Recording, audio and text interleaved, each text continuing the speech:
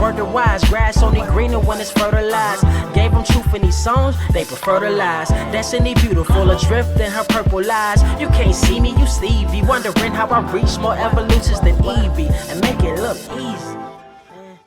What is up, Earth's mightiest subscribers? It's Ernie, Blerd without fear. Welcome back to the channel. All right, today's video, and I know this one's late because I was at Dragon Con, but I'm back. I'm playing a lot of catch up, and today we're going to be talking about Hellions, number 15 by Zeb Wells and Roger Antonio. And in this video, we're going to talk about exactly how powerful is Mr. Sinister's first Chimera Experiment, and more importantly, we're also going to be talking about what exactly makes amino fetus of the locust vial so powerful and so dangerous that even a being like Tarn the Uncaring takes him seriously, and even more important than that, why Quanon and Emma Frost might have just become bitter enemies. We're going to talk about all that and more right now, but first, if you want to see more awesome videos like this one, make sure you hit that subscribe button, and if you enjoy the video, I humbly ask that you Hulk smash that like button because it really helps the channel out. All that aside, let's talk about Hellions, number 15. Okay, so off rip, let's get into the main meat of the matter. I'm not really going to talk about what's going on with the right now in this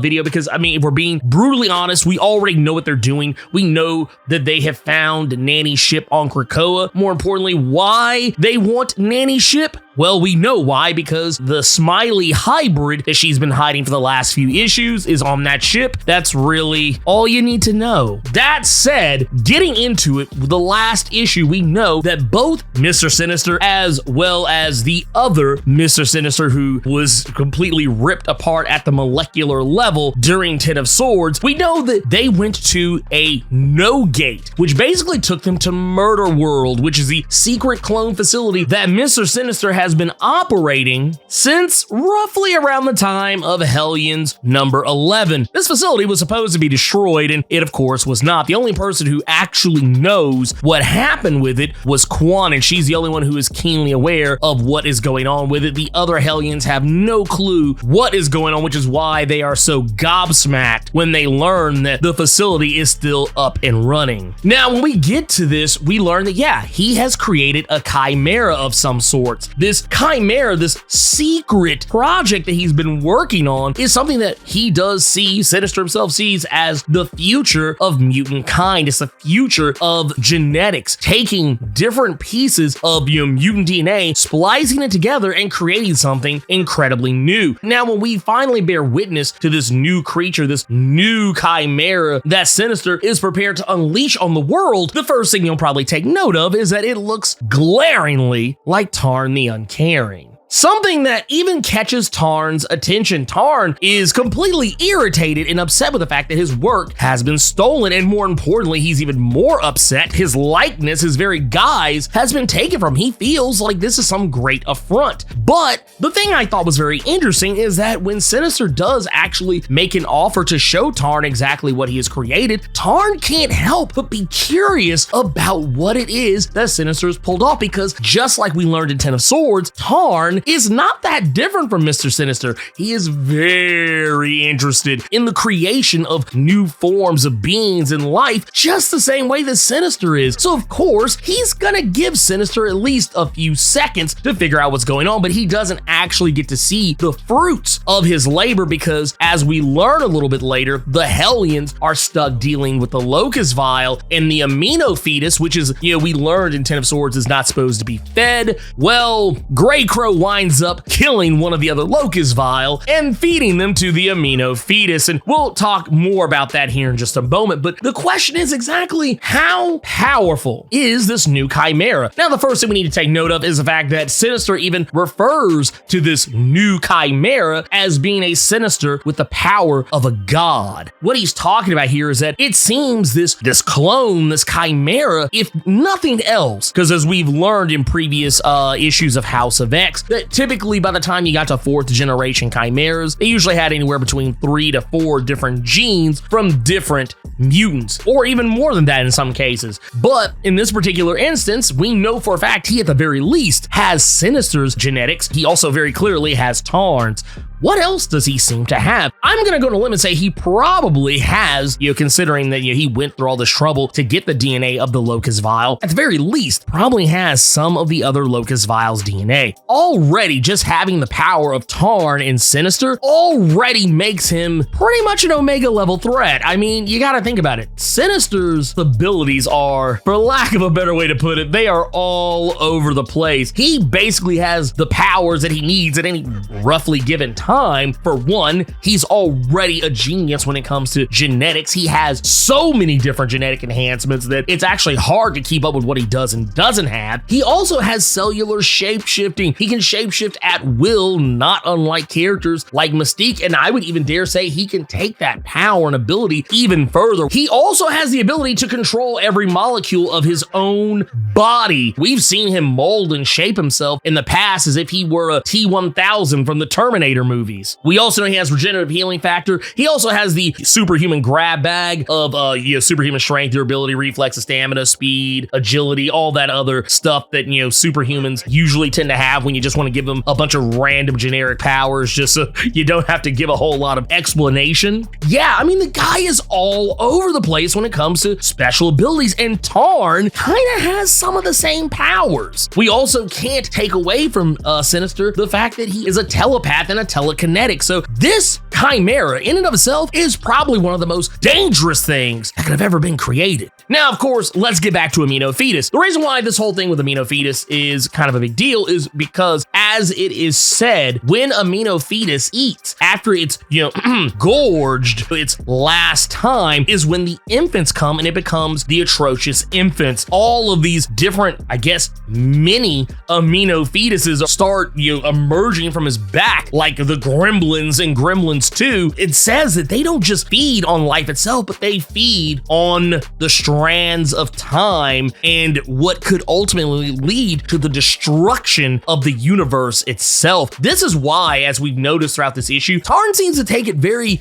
very seriously that Amino Fetus does not eat. Why the other Locust Vial take it incredibly seriously that Amino Fetus does not eat. This is why even at one point where Tarn is actually getting ready to kill Sinister at a point where one of the other Locust Vial is trying to tell Tarn, I need to speak with you, even though Tarn feels like this person is beneath him, that this Locust Vial member should not be addressing him in any tone, shape, form, or fashion, whether it's respectful or otherwise. This is why when she finally says he's feeding Amino Fetus, why he completely drops everything and says, I have to go. Tarn even goes on to say that the only way to stop Amino Fetus from basically destroying the world with all these little infant clones of himself is to drop him into a black hole at the edge of the universe. That is how serious a threat that this Amino Fetus can potentially pose. It's a pretty interesting thing. Like, it makes you kind of wonder, like, the Locust Vial are so weird. Part of me also kind of wonders too if Sinister might have snuck this little ability into his own Chimera. That would be really crazy if he did. That would make him even more ridiculously powerful. We don't really know the full spread of abilities yet, but you can definitely bank on the fact that this character is very much representative of Sinister and Tarn the Uncarried, and that is probably scarier than anything else that Sinister could have come up with. The other thing I wanted to talk about in this issue, and this is all kind of coming up at about roughly the same time, is that the team is finally learning that Quanon has, for all intents and purposes, betrayed them. Going back into Hellions number 11 and the whole idea of duping the Hellions into falling under Mastermind's illusion that they had destroyed the Murder World facility, and that Quanon has basically been keeping Sinister secret. She's actually been doing a lot more than that. She's been keeping Sinister secrets for quite a while now, since this all began. She kind of has been playing both sides of this. She was originally brought on the team by Cyclops because he wanted someone to keep an eye on Havoc. What Cyclops may or may not have known is that Sinister has had his hooks in Quanon since before Hellions began, even going back as far as Fallen Angels number 1. Quanon has had this really weird love-hate relationship with Sinister, and at the end of it all, he has what she needs. Now,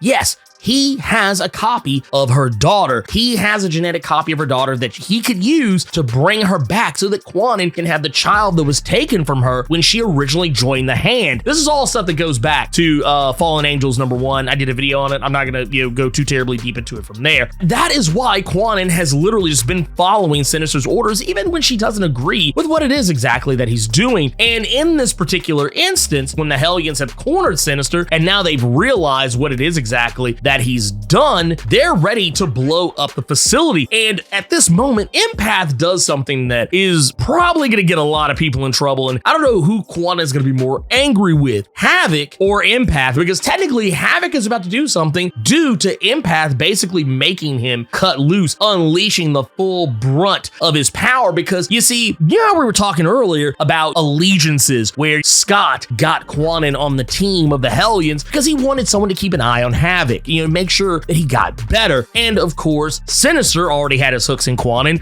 from a prior engagement in a previous miniseries. Well, it would probably come as no surprise that Empath, being one of the OG original recipe Hellions, guess who has their hooks in Empath? It'd be none other than Emma Frost. You see, Emma knows what's going on. She knows something's not right with Sinister, and this actually goes back to a conversation, or rather an email that is sent out by the character Prodigy from X Factor, and his acknowledgement of the fact that something's not right with Sinister, that Sinister's up to some shenanigans. And the more we learned about how Emma is discovering what's going on, that what Beast has been up to with X-Force, learning more and more about the shady side of Xavier and Magneto with Quiet Council, and now with this, something that is even alluded to where Prodigy says that he feels that Emma Frost would be the ideal candidate to brute force break her way into Sinister's mind and find out exactly what she's doing. And we don't really get evidence of that moment actually occurring or happening, but Emma definitely set this whole thing up. And let's be fair, by shenanigans, we're talking about cloning shenanigans, something that